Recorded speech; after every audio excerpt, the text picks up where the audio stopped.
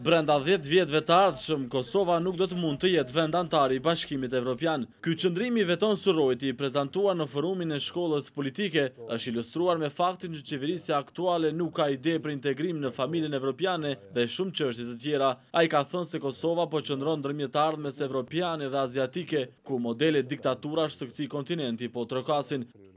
Bile sot në të hyrë këtu mendova se do të duhej të elaboroja se a ekziston një dilemë në evropiane e Kosovës.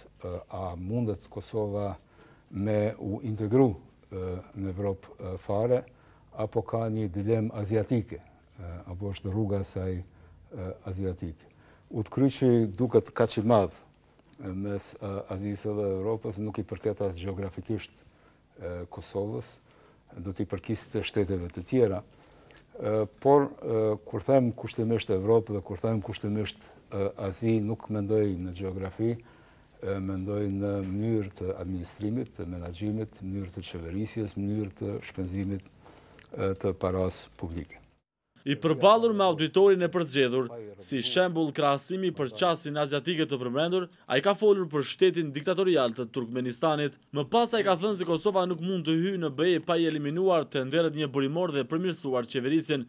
Në mas të madhe mund të shifen vendimet e mëdha të pasurisë sonë në një formë, në një frym të këtill jo demokratik.